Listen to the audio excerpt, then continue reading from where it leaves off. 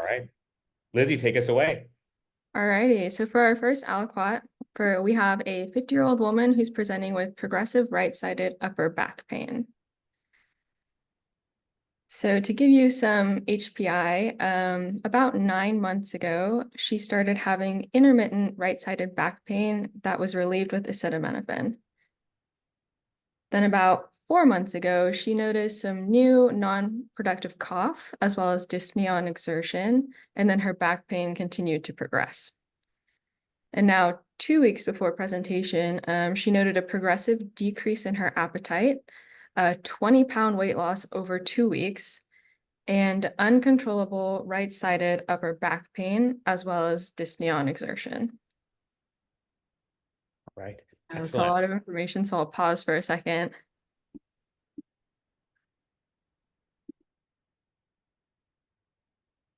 And then just kind of to like round out some ROS for everybody. She denies any fevers, denies chills, denies abdominal pain, denies vomiting and diarrhea, but she does have some nausea. She denies chest pains, palpitations, and edema, and denies any new rashes or night sweats. So pretty much pan negative besides the nausea. And that's the end of the first aliquot. Awesome. Thank you so much, Lizzie. And I forget it, I may have invented this or I may have heard this from you, but is it upper back pain, low back pain? Yeah, upper back pain. Upper back pain. Okay, great. So, it's helpful because I will say I think much more about the problem of low back pain than I do upper back pain, but we can use sort of a similar framework to apply them here. I think one way to think about low back pain is we can take a heuristic approach and say that most commonly low back pain presenting to the emergency room or to the urgent care or to the primary care clinic is going to be musculoskeletal in origin. And that heuristic will take us rather far for most cases. But there's some cases where it's worth slowing down, pausing, and asking ourselves, could there be something else going on? And I would just say that the constellation of other symptoms here, shortness of breath, dyspnea on exertion, makes the possibility of an MSK pathology much, much less likely. And so when we move to a more systematic approach of any back pain, we can ask ourselves, well, what structures could be involved here? And a helpful branch point that I like to use is just say, is this a vertebral problem, which could be, again, the bones, the cartilage, or the discs within the spine, and then the surrounding musculature? Or is this sort of a organ-based problem that happens to be localizing to the back? And when we deal with low back pain, right, we think about the lumbar spine, the sacral spine, and we tend to think about the retroperitoneal organs in the abdominal cavity. That exact same framework can apply to the finding of upper back pain, right? Is this a thoracic or cervical vertebral problem? That could be the vertebral bodies, the discs, the cartilage, and the surrounding musculature. Or is this actually an intrathoracic problem that happens to be sending pain to the upper back? And the intrathoracic problem could be a pulmonary process. It could be a pleural process. And sometimes high abdominal disease can refer pain to the thoracic area via diaphragmatic involvement. So also just asking ourselves, is there any signal of a hepatobiliary issue or a splenic problem? Because both of those things can sometimes refer pain to the upper back via the diaphragm. And so I think sort of using that general structure here of saying vertebral spine and the surrounding musculature, or intrathoracic or perithoracic diseases, which again could be the pulmonary, the pleural space, or things that, or I should say the diaphragm itself, or things that butt up against the diaphragm. On the right, that's hepatobiliary. On the left, that's the spleen. So I'll take it to turn it over to you, Sharmi, to sort of see how any of these features can help us make progress there. Oh, that was beautifully created and talked about, Jack. And yeah, I think if I take a step back, I'm worried about this patient, about something sinister going on, right? Just like relatively young, 58 years old, presenting with like kind of like sounds like it's a chronic worsening of upper back pain, dyspnea, non-productive cough, and weight loss. And when you put all of that together, it makes me really worried about like whether there's an underlying malignancy, indolent infection, and like kind of the then the autoimmune category. And the question becomes like, with the back pain, as you mentioned, and being neighbors with like the thorax, is there is the lungs the center of gravity, given the cough, given the dyspnea, and being neighbors with the upper back. So that is where, I'm focusing on. So thinking about like, oh, is there a pathology there that could explain it? And I think the past medical history would be informative in terms of like this is someone that I would ask about like exposures, about smoking history, to get a sense of if if there is an underlying malignancy at play. So this is someone that would like definitely need an expedited workup. And I think when it comes like in terms of like, oh, are there any more progress I can make at this point? I think it will be a little premature, other than saying like, oh, I'm worried, I want to get a better history, do an exam and initial labs and like just like straight to begin with, to get to see what signal we can identify and move forward from there. Anything else to add, Jack?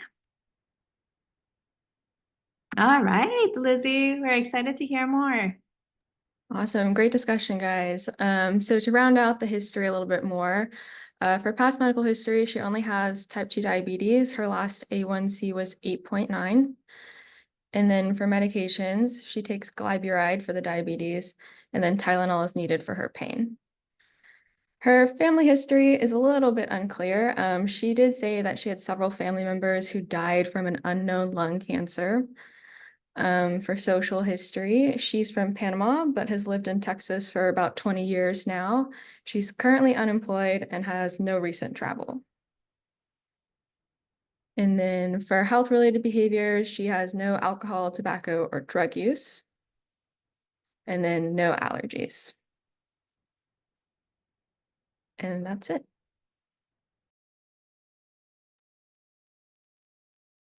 All right. All right, I can like quickly comment on this and see if Jack has anything, and then we can get a move to the exam. Yeah, I think the past medical history with like diabetes. When it comes to diabetes, I do people who have that in terms of like risk factors. I think about like microvascular and macrovascular risk factors, and the two things I try to understand is like the glycemic control, how long they've had it, and if they had any complications from it. Sounds like at baseline she's not taking any medications for it, and in that setting, like I also don't see any like complications of diabetes that listed in her past medical history. You always want to be mindful of like whether, oh, this is a patient who had the opportunity to follow up with healthcare on regular basis or not. And I think in terms of like the health-related behavior, no history of tobacco use. Sometimes it's good to get a sense of a secondhand smoke exposure as well. But again, nothing here really moves the needle for me as much. What about you, Jack? No, I don't think so. I think there's nothing here that drastically changes the probabilities of diseases that we talked about before, until I think we have a better characterization of the syndrome in hand, right?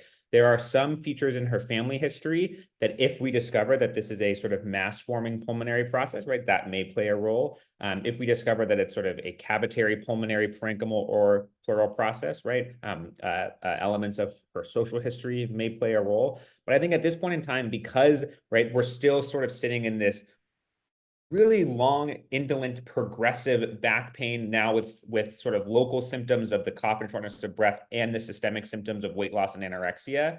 I'm still very much in the space of saying, where is the pathology localizing to? And then I think once we have clarity on sort of what actually the problem is it a vertebral problem, a soft tissue problem, a pulmonary/parenchymal problem, or something else? Then I think it'll be much easier to layer in what this background info is helping us with. So my attention, honestly, is like I'm sort of like noting them and putting it in the back of consciousness, waiting for sort of the primary syndrome to be able to be characterized, and then we can fold the other stuff in. Alrighty, very nice. So for our exam, we have vitals first. Her temperature is 99.1 degrees Fahrenheit, heart rate 113, blood pressure 132/90. Her respiratory rate is 20, and she's satting 96% on room air. So for the exam, in general, she's in no acute distress. She's well developed and well nourished. For her cardiovascular exam, she's tachycardic, but she has a normal rhythm, normal S1, normal S2, no murmurs, rubs, or gallops, and no JVD. For the pulmonary exam, she has decreased breath sounds over the right mid and lower back. On the abdominal exam, her abdomen is soft, non-distended, and non-tender, and there's no hepatosplenomegaly. And then her neuro exam was within normal limits. And for her extremities and skin, she doesn't have any edema, no lymphadenopathy, and no new rashes.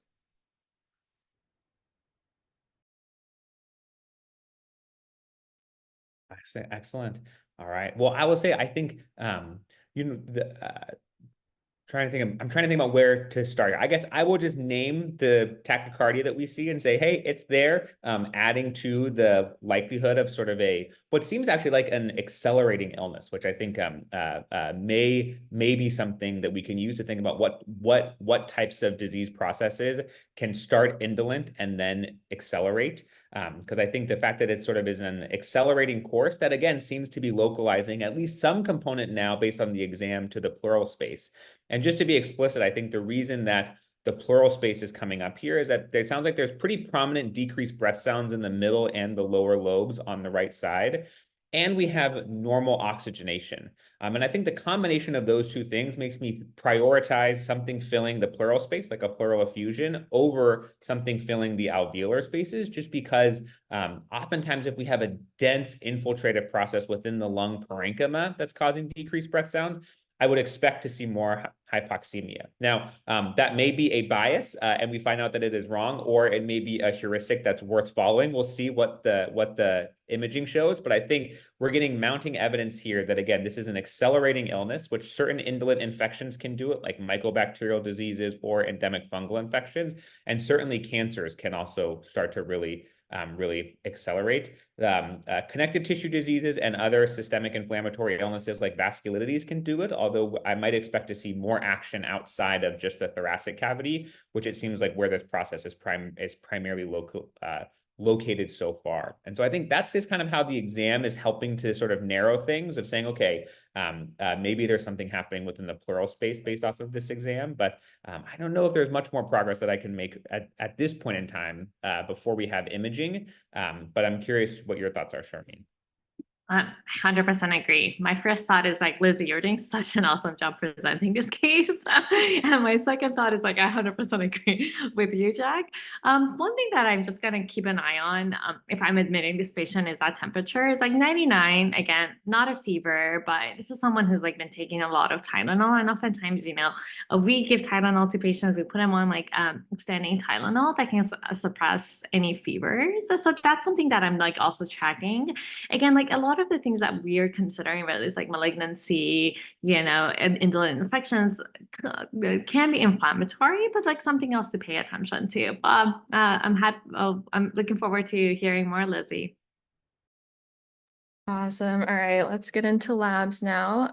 So her white blood cell count is 13.2 with a neutrophil predominance at 75%. Her hemoglobin is 12, and her platelets are 574,000. For the chemistries, her complete metabolic panel was just notable for a calcium of 9.6, total protein of 7.8, and albumin of 4. The rest of it was within normal limits. For her LDH, that was 243, and her lipase was 13. All of her coags were within normal limits. We did a bunch of infectious workup, so her respiratory viral panel, COVID, and flu were negative, and her HIV panel was also negative. We also did high sensitivity tropes. It was 6 and 5, but we didn't get a BNP. And then she did get an EKG, which just showed sinus tachycardia with a short PR interval. And then for imaging, the first imaging that she got was a chest X-ray, and that just showed a large right pleural effusion with marked underlying compressive atelectasis. In the next aliquot, I have a CT chest scan. So if y'all want to like discuss this part first, and then I can show that after to discuss, or I can show it now. It's up to you guys. I want to see it now. What about you, Sharmin? I support you in that decision, All friend. right, that sounds good. Let's take a look at the CT. Okay, I'm gonna stop sharing the whiteboard and then share the CT for you guys. And while you're pulling stuff like that, I would just say the The reason for that is we can make some progress by seeing, is this an isolated pleural effusion, or is this a pleural effusion with a consolidative process or a mass forming process? Sometimes you don't see that, because I think, as some people have mentioned in the chat, the effusion can cause pretty marked atelectasis, which can obscure the sort of nodular consolidation or the mass in the lungs. But if we do see, oh, there's lots of stuff happening in the parenchyma and in the pleural space, that can help advance us to think about pulmonary infections, autoimmune diseases that involve the lungs, or pulmonary cancers, where if it's just an isolated pleural effusion, that becomes a bit more of a interesting and complex problem to solve. Alrighty, can y'all see this? Okay, perfect. So I have this one without any radiologic arrows, but I have another one with arrows that I can pay into after you guys chat a little bit.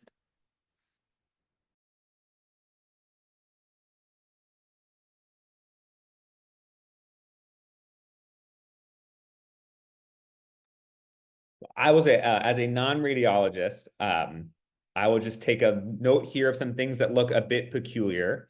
It looks like there is a big push of the mediastinal structures over to the left side of the chest, and a lot of action happening on the right side of the chest in the pleural space. It looks like there's varying densities within the pleural space, as well as pretty impressive compressive atelectasis. The sort of varying densities in the pleural space make me wonder about a loculated pleural effusion or a complex pleural effusion, which could be an empyema at its scariest, although this would be a long, long time for an empyema to be brewing, versus a complicated pleural space infection. I see some gas in there, and I don't know whether that gas is in the airways itself in the lung parenchyma, or actually gas developing in the pleural space. That's a question that I'm hoping the radiologist will be able to ask us. But I think the biggest thing that I'm struck by is just how much things appear shifted over. And that makes me think about something proliferative in the pleural space, sort of rather than just something filling up the pleural space. There is sort of a process that is producing I'm trying to think of how to say this. A lot of times a simple pleural effusion will layer around the lung, but when there's a sort of a complicated process forming with loculations and septations, it can have more of an obstructive effect, where you can see like lenticular shaped pleural effusions start to push into the pulmonary parenchyma.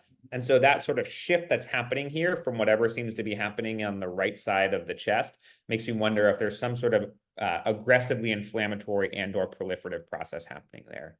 That's about all I can take from this so far. Anything to add, Sharmin? I was like very struck by like the gases, and yeah, definitely having a better understanding of where is that coming from. I definitely don't have the expertise to make that much progress. So I think like as I think Robbie always says, like really, really defining what the problem is. And I think like that's what radiology can help us try to make sure we have a good understanding of where the pathology is. And the one thing that I'm also struck by is like this patient is not hypoxemic.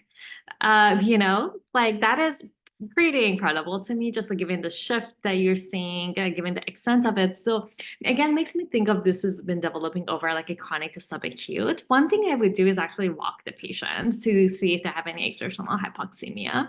But like, again, like I think this was pretty much explains why the patient is tachycardic. Let's see, we're excited to see what the radiologist said. Awesome. So first I'll pan over. These are some of the arrows that they had added. You can kind of see they like marked out what they're seeing. Then some like kind of something going on there. I won't spoil it quite yet. But we'll go ahead and switch back to the whiteboard and I'll give you guys the read.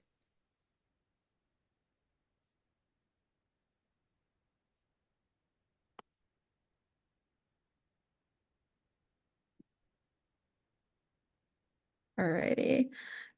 So their read was a large centrally necrotic right hemithorax mass arising from the mediastinum that invades adjacent anterior chest wall, manubrium, and sternum, and results in significant SVC stenosis and right interlobar and upper lobe bronchi narrowing. No pleural nodules or lesions. The right pleural effusion is suspected to be malignant.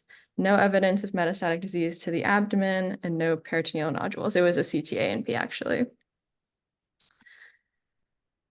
And then we actually did a thoracentesis, and I can give you that information now, or we can do it after a little discussion.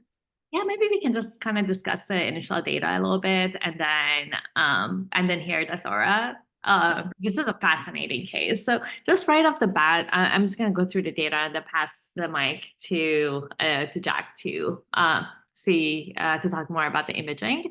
So just like looking at her labs, again, like we're not surprised she has a little bit of a white count, that she's inflamed. The thrombocytosis here, I think, is a good clue to something that is going on that is subacute to chronic. So when it comes to thrombocytosis, I often think about whether it's like reactive or primary. And reactive, oftentimes thinking about like subacute infections that can cause reactive thrombocytosis, thinking about cancers that can cause thrombocytosis. And oftentimes with cancers, in particularly solid cancers, are the ones that you see thrombocytosis a bit more. In terms of, LDH is like upper limit of normal. So I think will become helpful when we have the Thora study so we can calculate the Lights criteria. Although, like, given the nature of it, I'm worried about an exudative process. Jack, do you want to talk a little bit more about the fusion and what you're thinking about? Sure, sure. Yeah. I mean, I think the thing that I'm most struck by, which is just amazing, about how just like how attuned and attentive radiologist eyes are, is that like all of that process, the center of gravity on that is actually a mass arising from the mediastinum, which is like to be able to tease that out amidst what to me looks like a huge mess within the thoracic cavity is really, really amazing and impressive. And I think this sort of, again, this sort of large centrally necrotic mass arising from the mediastinum, we can sort of start to sort of build our understanding of this case around that. Because I think the pleural effusion that we're seeing is almost certainly reactive to that in some capacity. They're mentioning that it is a malignant effusion most likely. And my gestalt there is that there's no features of the pleural effusion that itself make it look malignant on the imaging studies, but rather that it's happening in the context of this fairly aggressive mass that seems to be crossing tissue planes, be locally obstructive, and quite locally invasive here. And so if we fall back and say, well, gosh, what types of diseases can cause a mediastinal mass? I sort of do fall back on the sort of our usual mass framework, which is masses can be from benign diseases, malignant diseases, infectious diseases, and autoimmune diseases. We're going to just put benign in the background right now and just say we're going to hold that for now and ask ourselves, well, what types of cancers, infections, and autoimmune diseases could arise from the mediastinum? And many of you may have heard this sort of heuristic for mediastinal masses, which is the terrible T's, which is oftentimes going to be at least the list that we learn about to sort of have on speed dial for an anterior mediastinal mass is things like a thymoma, a teratoma, a bad lymphoma, or sometimes a terrible lymphoma to keep it as a T. And then sometimes thyroid or parathyroid tissue, if there are cancers from those structures, they can actually involve the sort of superior mediastinum and can show up as a mediastinal mass. So those are sort of, I would say, the speed dial tumors that we would be able to think about there. Again, that's teratoma, thymoma, lymphoma, thyroid, and parathyroid cancers. And there are certain infections that can have a predominance for the mediastinum, particularly histoplasmosis has been known to cause a disease called fibrosing mediastinitis. And histo can have this sort of mass-forming, locally invasive process there. One thing that I would expect to see, or maybe not expect to see, but I'm sort of noting the absence of it, is that we don't see any evidence of granulomatous disease elsewhere in the body. There's nothing in the spleen and there's nothing in the liver that at least is jumping up on the cross-sectional imaging of the chest. It doesn't mean that it's not there, but if we are dealing with histoplasmosis that's this locally aggressive, I wouldn't say that systemic disease has to be there, but I would sort of be looking for disease outside of the thoracic cavity as well. And then there are certain autoimmune diseases that can involve the mediastinum, particularly sarcoid, but I've never seen such aggressive lymph nodes from sarcoid get this big and this locally destructive. We usually see, relatively discrete mediastinal lymphadenopathy. And so there's a few ways that we could go about trying to make progress here. Many of those cancers do have laboratory findings that may clue us into the underlying possibility there, right? If we're worried about a thymoma, we may look for or ask about any symptoms of myasthenia gravis. If we're looking for or worried about the possibility of a teratoma or a germ cell tumor, we could send things like serum AFP levels and serum beta HCG levels that could help us make progress. We already have the LDH to look for lymphomas, and the LDH isn't sky high. I can't say that that takes lymphoma off the table, but if the LDH was 5,000, right, it may make lymphoma a little bit more likely here. And then I think thinking about the possibility of underlying thyroid and parathyroid disease, again, to see all of this here and nothing up in the neck, I think maybe seems a little bit less likely here. And then certainly sending some of the studies for these indolent infections of the mediastinum, particularly histo, TB, and then maybe some diseases like cocci or paracoxy, which can also be sort of lymphotropic viruses, or sorry, lymphotropic infections of the mediastinum. I think that sort of is where I would go from here, in addition to getting the pleural fluid studies, which can clue us in also to some of those infectious studies, and then thinking about what's going to be the most expedient way to biopsy this, right? Is that going to be an endobronchial ultrasound and biopsy, or are we going to go percutaneously? That's not a decision that I feel like I have the chops to make, but certainly know that it's a question that's worth asking people who are smarter and more procedurally skilled to sort of make that determination of how we can sample tissue here. Yeah, beautifully said, Jack. I totally agree. And like what am I grappling with is like this terrible local disease that doesn't have a signature anywhere else. So I was like thinking about the pelvic too and getting a pelvic ultrasound. The other thing, you know, in a setting of her underlying diabetes and not knowing how immunosuppressed she is, the other thing that was like coming to my mind is like something like Nicordia or something that is like very locally tends to be aggressive. And like Mucor and stuff like that, again, like would be an odd presentation, but that's another thing that just came to my mind. But yeah, ready to hear more, Lizzie. Great discussion. To kind of address some of the questions that were brought up, we did send infectious studies. So her histoserum and urine antigen were negative, and her cocci antibodies were also negative. But to get into the pleural fluid from the thoracentesis, the cell count was 1,450 white blood cells, with the differential of 27% neutrophils, 63% lymphocytes, 4% monocytes, 1% eosinophils, and 5% macrophages. There were 54,000 red blood cells. The protein was 5.1, glucose 107, LDH was 263. We sent infectious studies on the fluid, and the bacterial, fungal, and AFB cultures were negative. And then her cytology showed reactive mesothelial cells and a background of inflammatory cells. And then in the next aliquot, I'll reveal the final diagnosis.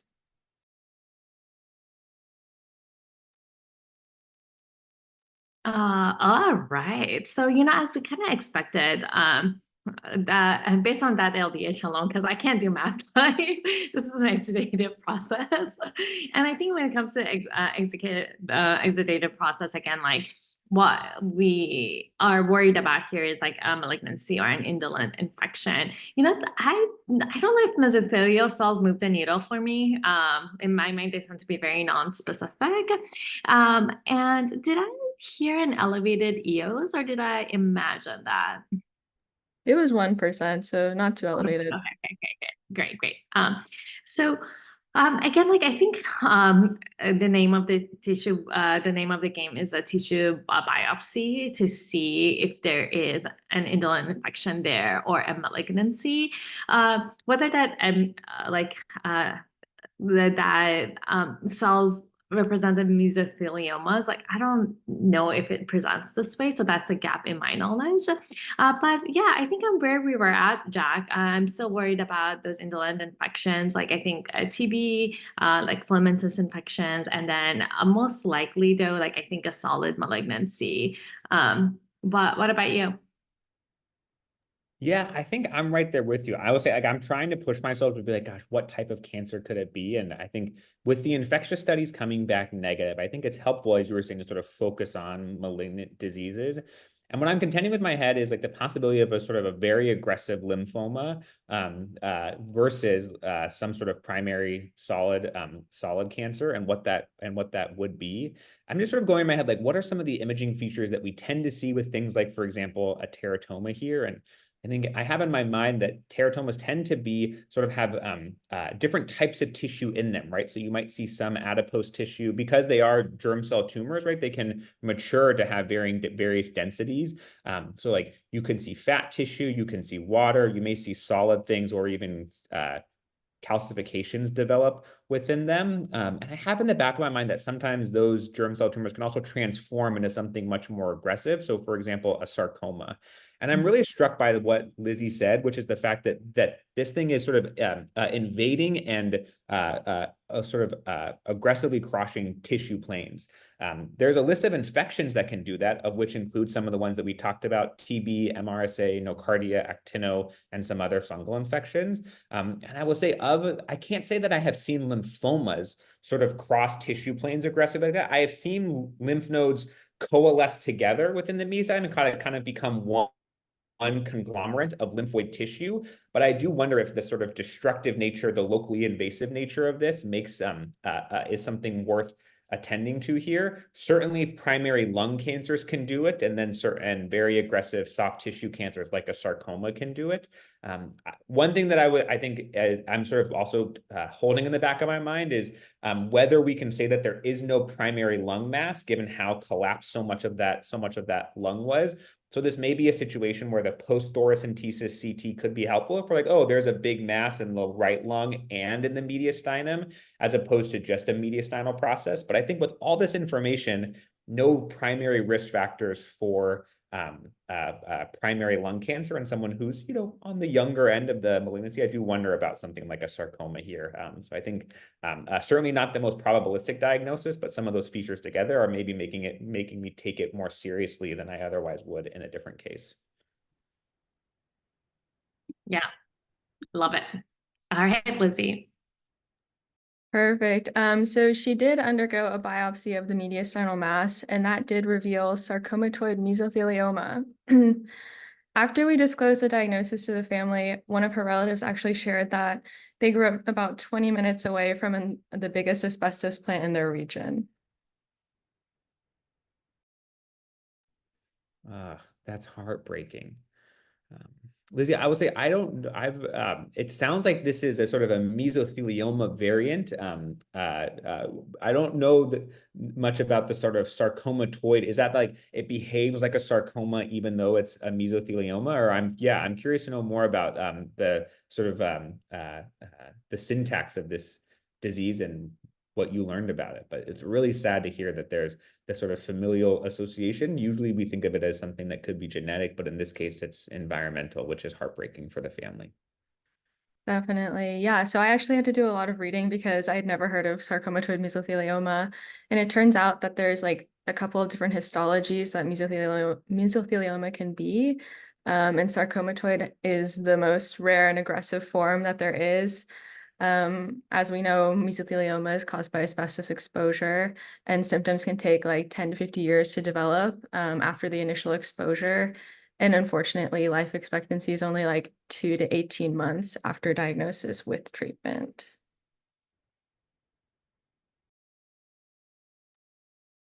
This is heartbreaking.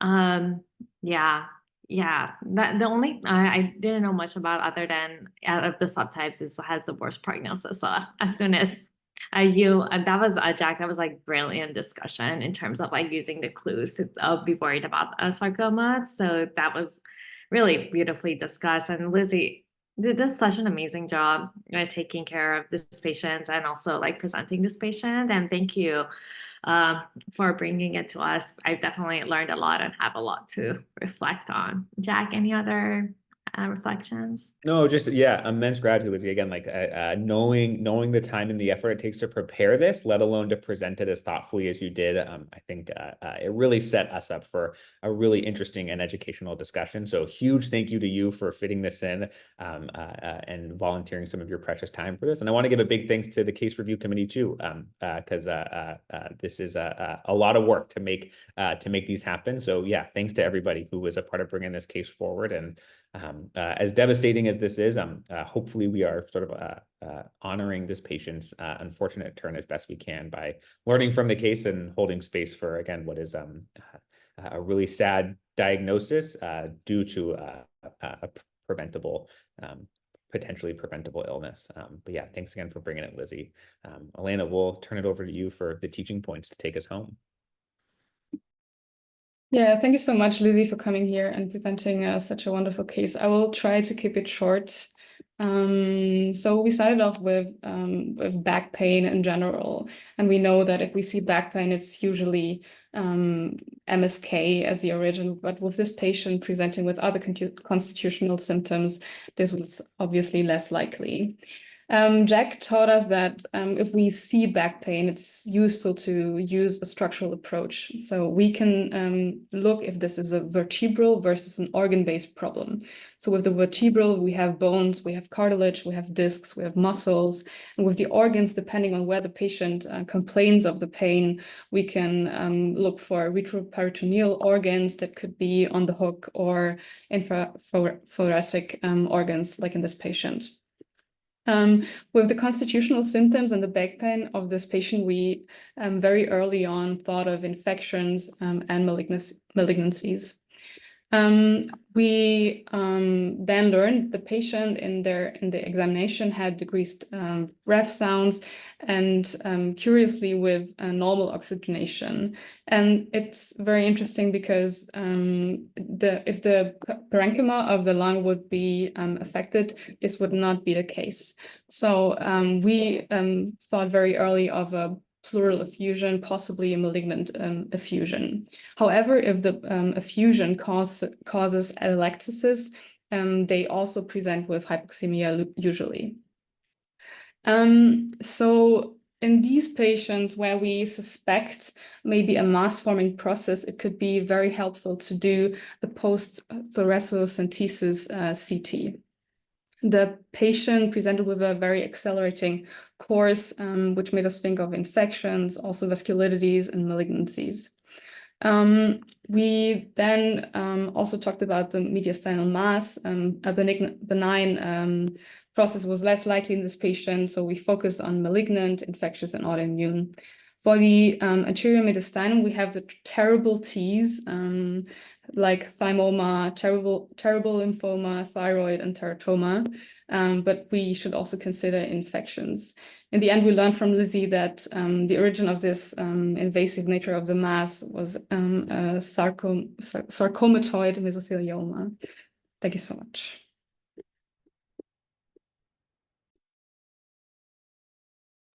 Helena, absolutely brilliant. That was so good. I always amazed how amazing you all are at doing teaching points right after that. Thank you so much for scribing. And Lizzie, such a pleasure. Good luck with your training, and thank you so much for presenting this case. And Jack, just absolutely masterful discussion. Thanks everybody for joining us. We'll see you next time. Thank you, guys.